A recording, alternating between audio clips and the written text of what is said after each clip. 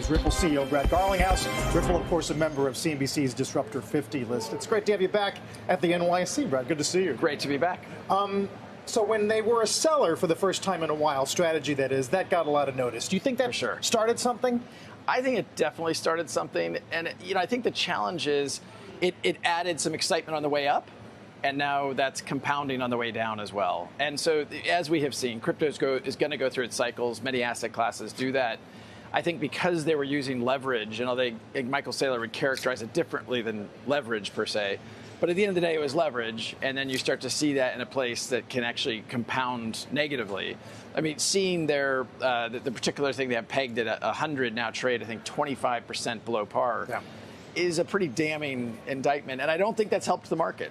Yeah, a ticker, if the booth is wondering, that would be STRC, which we're watching closely. I mean, there's been a lot of ink spilled on how Saylor protects the preferred, protects the currency, and protects the equity. Do you think one should come first?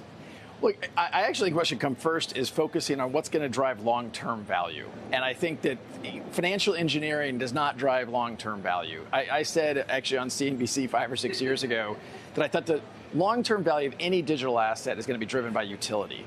And if it's solving a problem at scale for real customers, you're going to see liquidity, you're going to see demand, you're going to see trust in that asset.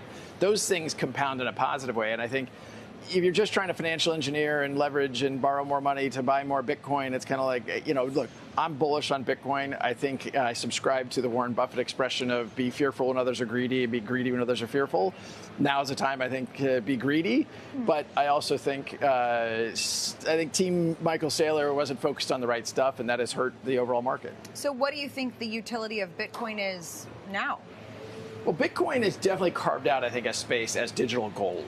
And, there's all kinds of funny stories about when the central bank of Germany was moving $300 billion of gold. It took 2 years and billions of dollars to move it. If you wanted to move $300 billion of Bitcoin, you could do that in a pretty reasonable, quick way.